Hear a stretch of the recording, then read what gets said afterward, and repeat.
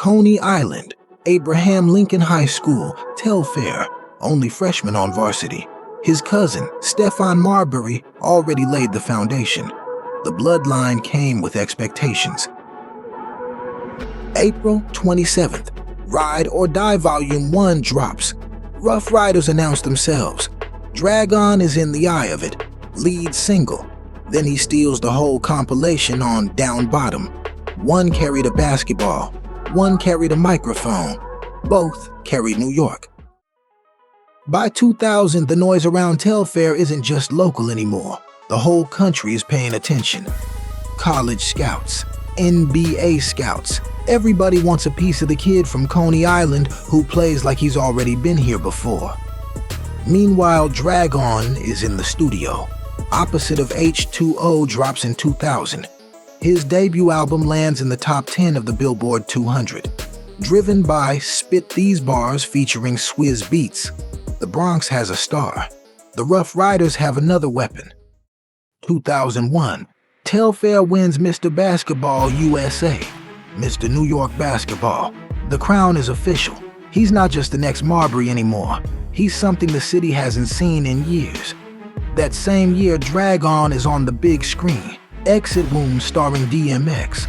The Rough Riders aren't just a music collective anymore. They're a cultural force, and Drag-On is embedded in all of it. New York has two young kings stepping into their own. At the same time, Drag-On double downs on the music and film. Ride or Die Volume 2. Then Cradle 2, The Grave. Alongside DMX. More films, more features. 2004. The moment arrives for both of them. Portland Trail Blazers, 13th overall.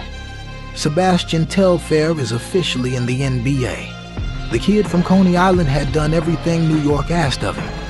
Every summer tournament, every late night in the gym, every high school game under the brightest lights the city had to offer. The offers came from every powerhouse in college basketball. It didn't matter. Telfair never needed college. The NBA was already calling. Drag-On pulls up to 2004 with a resume that keeps getting longer. 2 Ride or Die compilations, 2 major films, Exit Wounds, Cradle to the Grave. The Rough Riders era is still moving, and Drag-On is right in the middle of it.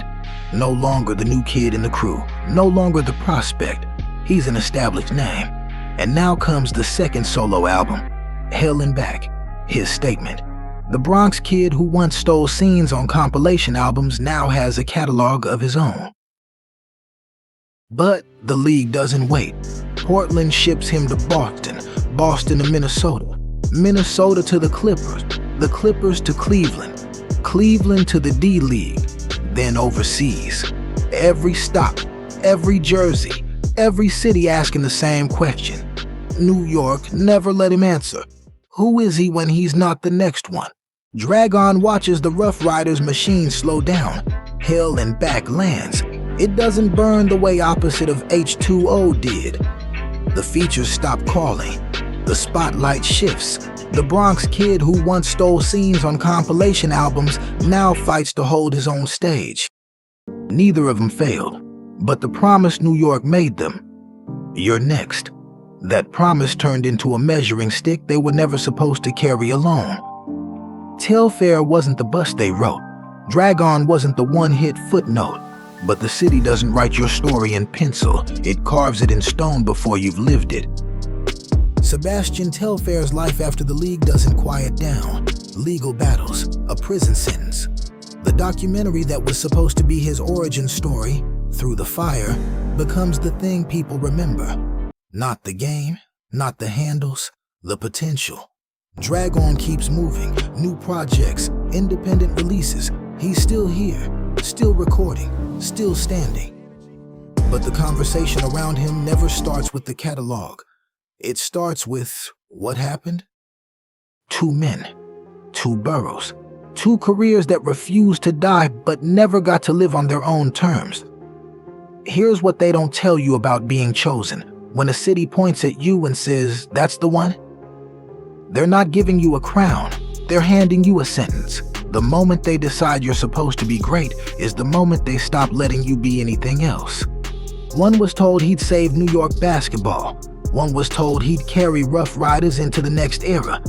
Neither one got to write their own ending. Telfair carried Marbury's ghost through every gym in America. Drag-On carried DMX's shadow into every booth. They didn't ask to be the next anything. They asked to be the first versions of themselves. The city never let them. Sebastian Telfair, Drag-On.